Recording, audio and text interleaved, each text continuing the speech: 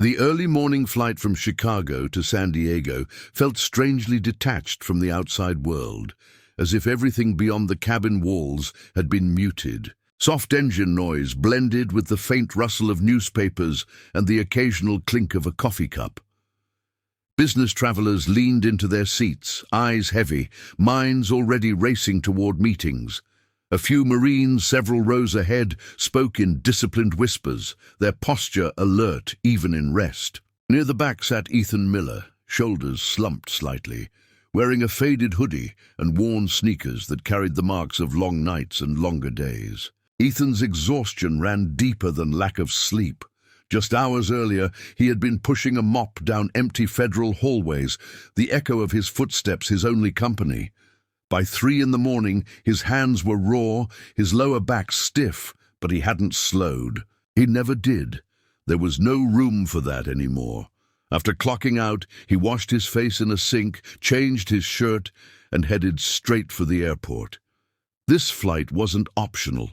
It was hope, wrapped in a boarding pass. He was flying to see his 8-year-old daughter, Lily, whose voice he usually heard through a phone speaker late at night. Months had passed since he last hugged her, since he last tied her shoes or walked her to school. Since his wife died, life had narrowed into responsibilities and survival. Grief became something he carried quietly, like a weight in his chest. He didn't talk about it. He didn't expect sympathy. He just kept going because someone depended on him. The man seated beside him looked ordinary enough, maybe late 50s or early 60s, dressed in a simple navy blazer and pressed slacks. There were no visible signs of rank or authority, no aides hovering nearby. Yet his eyes carried a heaviness that spoke of long days and longer decisions. As the plane climbed, a sudden pocket of turbulence shook the cabin, drawing a few nervous breaths. The man shifted in his seat, his composure slipping as exhaustion finally began to win. Without realizing it, his head tilted sideways and slowly came to rest on Ethan's shoulder. Ethan stiffened instantly, his heart jumping. He stared straight ahead, afraid that even a small movement might wake the man. He could feel the warmth through his hoodie, the steady, deep breathing of someone who hadn't rested properly in a long time. For a brief moment, uncertainty washed over him. Should he move, clear his throat, wake him gently? Around them, subtle reactions unfolded. A woman across the aisle raised her eyebrows. Someone a few rows up leaned in and whispered, "Does he know who that is?" A quiet smirk appeared on another passenger's face, as if they were witnessing something inappropriate or amusing. Ethan heard it all, but he didn't turn. He didn't ask questions. He just stayed still, staring at the seat back in front of him, grounding himself in the rhythm of the plane. Minutes stretched into long, aching silence. Ethan's arm began to tingle, numbness creeping from his shoulder down to his fingers. His back protested, muscles tightening with each passing moment. He shifted his weight slightly, but kept his shoulder steady. He knew exhaustion. He knew what it meant to be pushed past limits by duty and responsibility. If someone had ever offered him 40 minutes of uninterrupted rest, he would have taken it without hesitation. For nearly 40 minutes, the man slept, his head unmoving. Ethan breathed slowly, reminding himself that discomfort was temporary. He thought of Lily then, of how she used to fall asleep on his shoulder during late-night bus rides. The memory softened something inside him. Kindness, he believed, didn't need permission or recognition. It just needed a moment, and this was his. As the captain's voice announced the descent, the man stirred suddenly. His eyes opened wide, confusion flashing across his face as he realized where he was. He straightened immediately, mortified. I'm so sorry," he said, a voice low but sincere. Ethan turned toward him and offered a small, reassuring smile, the kind that asked for nothing in return. "It's okay, sir," he said gently. "You needed the rest." The man studied Ethan's face carefully, as if trying to understand the person behind the quiet response. His gaze drifted downward to Ethan's hands, rough and scarred from years of manual work. "What do you do for a living?" he asked. Ethan answered without hesitation or shame. "I'm a janitor," he said. After a brief pause, he added, "and a dad." The words carried more pride than any title ever could. The man nodded slowly, something thoughtful settling into his expression. Then he spoke words that shifted the air around them. "I'm Admiral Jonathan Reeves, United States Navy." The effect was immediate. Nearby passengers fell silent, whispers stopping mid-breath, eyes widened. Ethan felt a flush rise to his face, surprise and embarrassment colliding. He hadn't known, he hadn't treated him any differently. He had simply seen a tired man, and in that quiet moment, everything had already changed.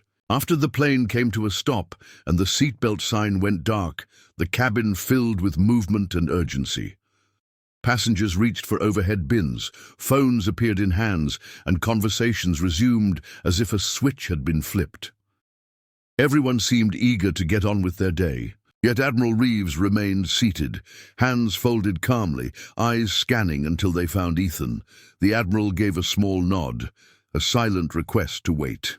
Ethan hesitated, unsure why a man of such rank would pause for him. They exited the aircraft together, stepping into the narrow jet bridge where the sound of boots and rolling luggage echoed. As soon as they appeared, several Marines stationed nearby recognized the Admiral instantly. Their casual stances vanished, replaced by crisp attention and sharp salutes. Ethan stopped mid-step, confusion flooding his face. He glanced from the Marines to the man beside him, suddenly aware of the distance between their worlds and unsure where he belonged. "Sir, I didn't know," Ethan said quietly, his voice edged with nerves. He worried that his silence, his stillness, might somehow be seen as disrespect now that the truth was clear. Admiral Reeves turned toward him and placed a steady, reassuring hand on his shoulder. His grip was firm but kind, the gesture of someone accustomed to command, yet grounded in humanity. "You knew enough," he said calmly. "You showed respect without knowing rank. That tells me everything." They walked side by side toward the terminal gate, the Admiral matching Ethan's pace without effort or impatience. Travelers passed them without a second glance, unaware of the quiet exchange unfolding. When they reached a quieter area, the Admiral gestured for Ethan to sit. There was no rush in his manner, no hint that time was more valuable than the conversation. For the first time in a long while, Ethan felt truly seen.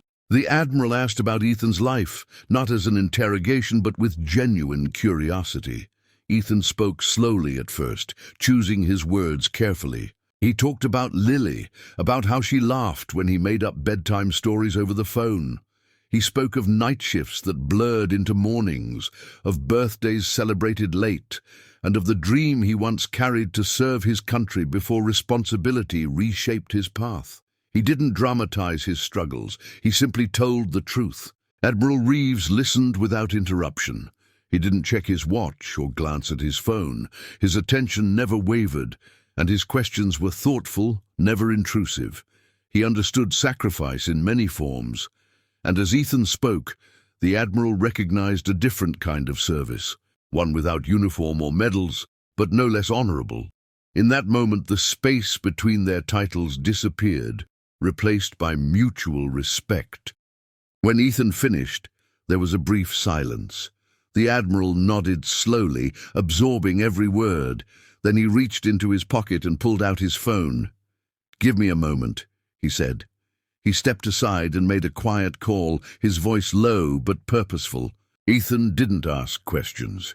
He assumed it was just another duty, another decision in a long list of responsibilities that came with high command. They parted soon after, exchanging a firm handshake. The Admiral thanked Ethan again, his tone sincere. Ethan walked away unsure of what had just happened, but feeling lighter somehow, as if being heard had lifted a weight he didn't realize he was carrying.